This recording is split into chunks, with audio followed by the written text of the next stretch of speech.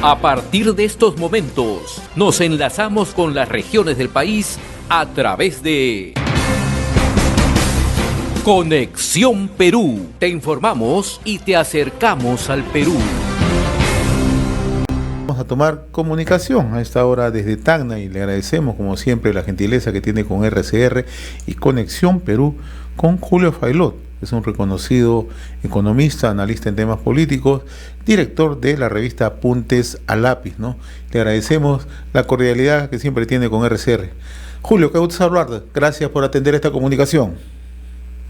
Muchas gracias, José, y agradecerte por la entrevista y como siempre a tu disposición. ¿Por dónde comenzamos, no? Hoy varios temas, ¿no? Hoy acaba de concluir, ¿no?, una presentación desde el penal Ancón 1 de Samir Villaverde, ¿no? Probablemente muchos no le den crédito a lo que declara Samir Villaverde, ¿no? Pero de todas maneras sigue siendo un elemento, si se quiere, que no genera estabilidad política, ¿no? Y también, ¿no?, lo que está aconteciendo ya en el plano del día a día, ¿no? El presidente de la República hasta hace varias semanas decía que iba a hacer algunos cambios en el gabinete, no lo hace, pero insiste, ¿no?, en la política de seguir impulsando la Asamblea Constituyente. ¿Cómo estás mirando tú el panorama político, Julio? Bueno, vamos a tratar de ser lo más objetivo posible con respecto al acontecer nacional, ¿no? Con respecto a las declaraciones de Samir, o sea, más allá de las acusaciones que se le pueda hacer, de hecho es una declaración, de esa declaración hay que contextualizarla para tratar de poder entender en qué momento nos encontrábamos, porque ojo que Samir Villaverde hablaba de un posible fraude o de un fraude en la primera vuelta. Claro. ¿No? Y de hecho, esto empieza a ser poco creíble porque recuerda que en primera vuelta el profesor Pedro Castillo era un absoluto desconocido.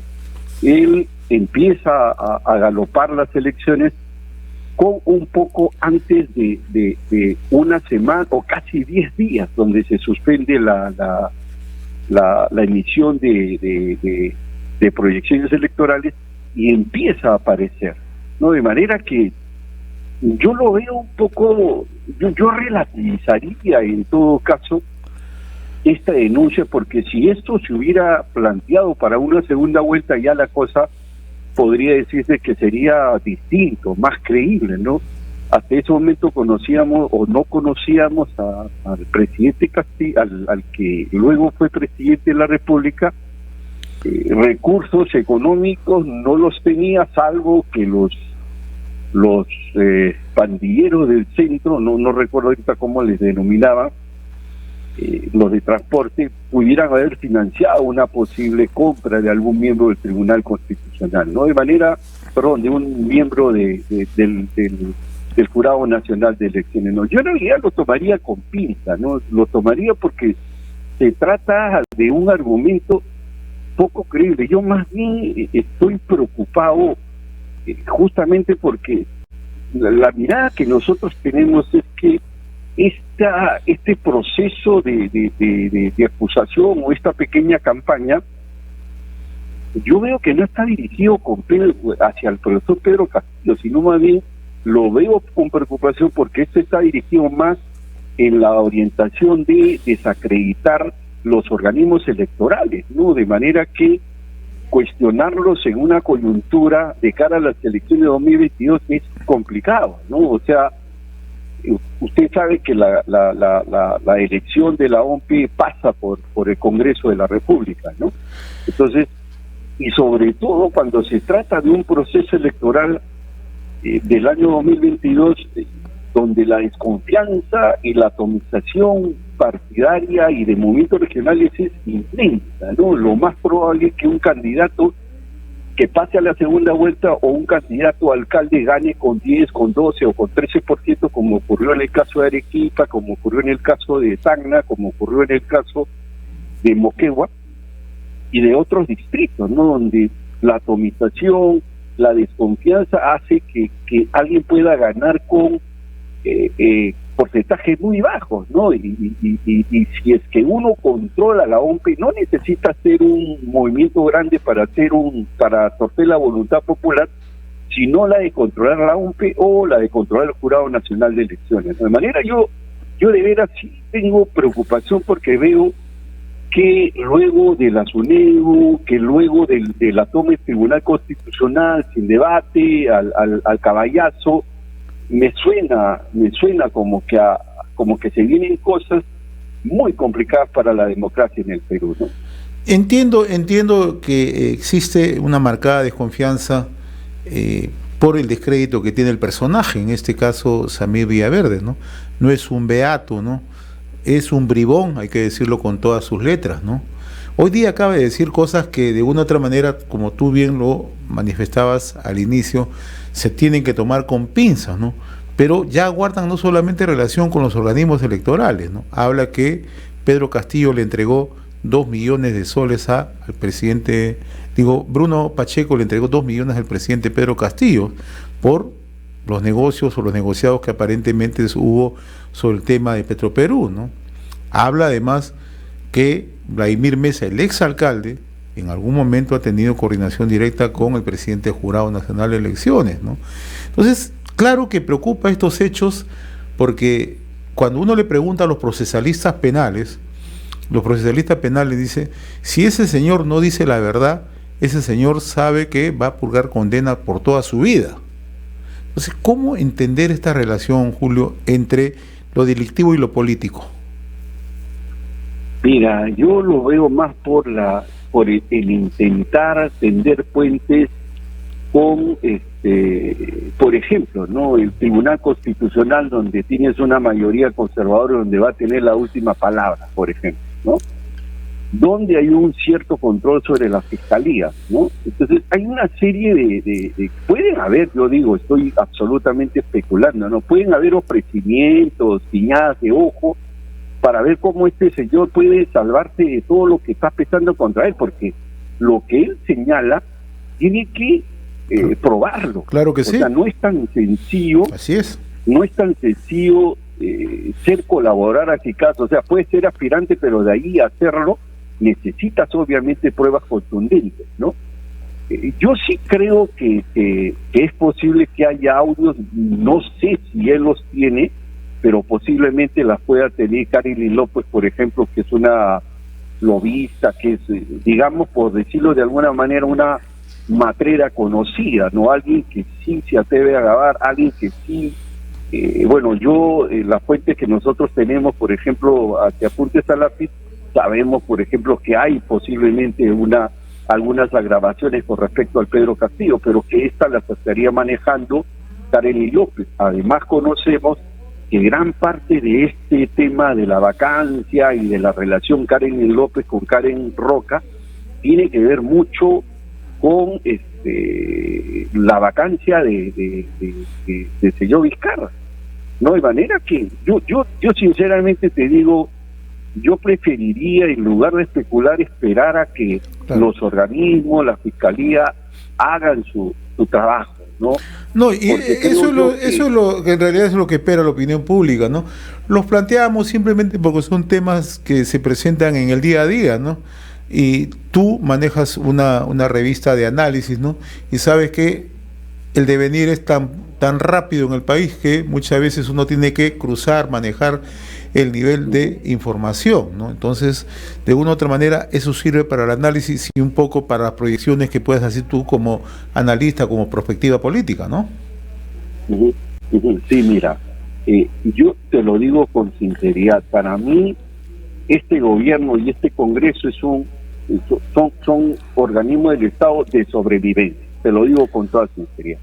Si quisiera definir la coyuntura exacta, es este gobierno que ambos se necesitan para poder mantener, porque en realidad lo que se está haciendo o lo que se está intentando hacer, y que es donde yo quiero llamar la atención, porque para mí estas declaraciones de Samir no están dirigidas contra el presidente de la República. Para poder vacar al presidente Castillo necesitas 87 votos, ¿no? Y no hay. Lo cierto es que lo cierto es que aún si lo tuvieran, y esto siempre te lo he dicho de manera reiterada, José, aún si lo tuvieran, no se atreverían a vacar al presidente mientras Dina Boluarte esté pretendiendo acompañar a Pedro Castillo en el suicidio de renunciar y de que haya una convocatoria a esas nuevas elecciones.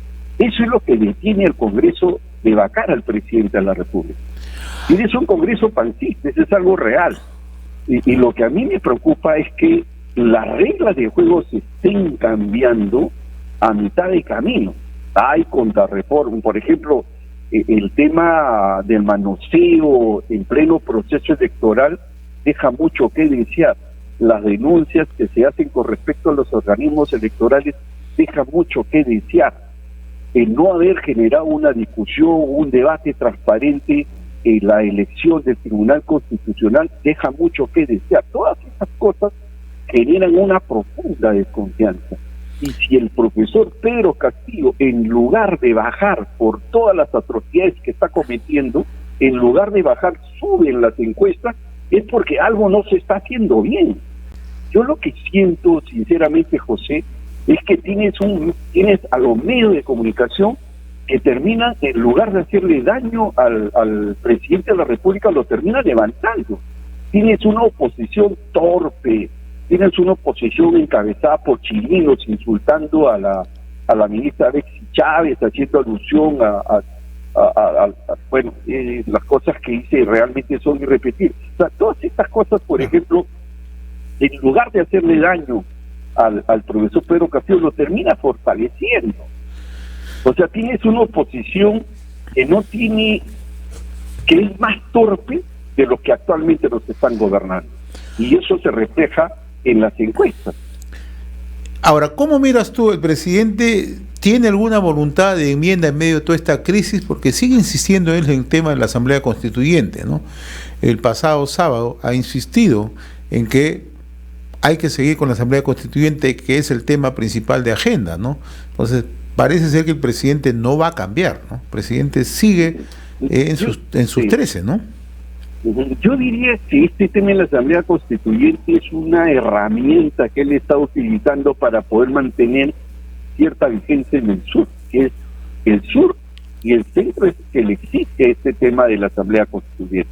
Él sabe que técnicamente es imposible, necesita reforma, necesita la aprobación del Congreso y no la tiene. Esa es la verdad. O sea, el tema de la Constituyente es un tema que ya fue, por más que el presidente de la República diga que va a seguir insistiendo, no va a pasar nada. Eso es algo real.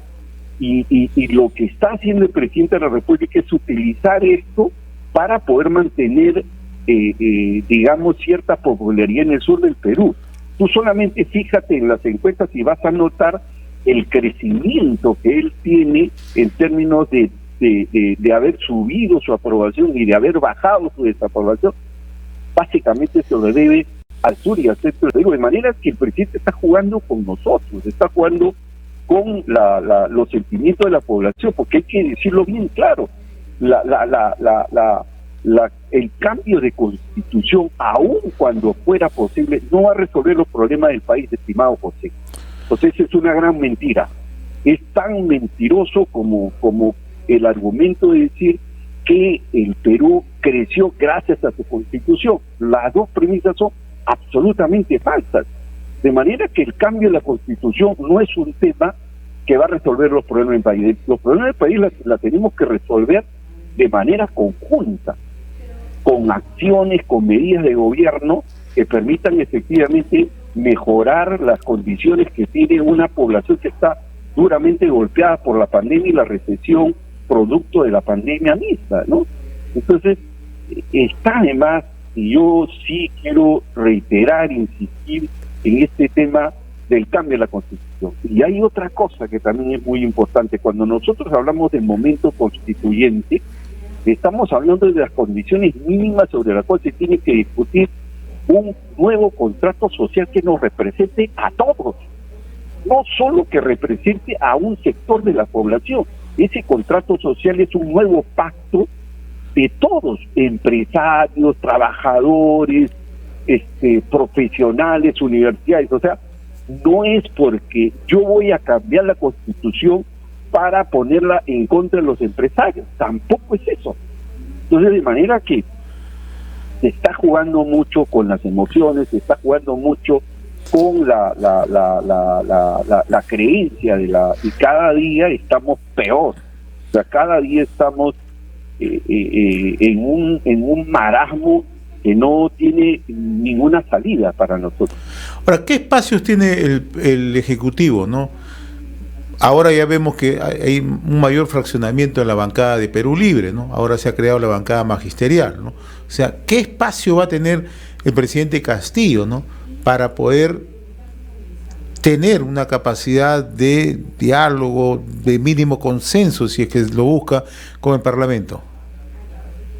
Lamentablemente, José, cada día los espacios, las posibilidades de plantear algún tipo de acuerdo para la gobernabilidad son menos porque hay intereses absolutamente contrarios. El Congreso y el presidente o el Ejecutivo están más concentrados en sus propios problemas y no les interesa o no les queda tiempo para poder enfrentar los problemas del país, y se empieza a hacer demagogia.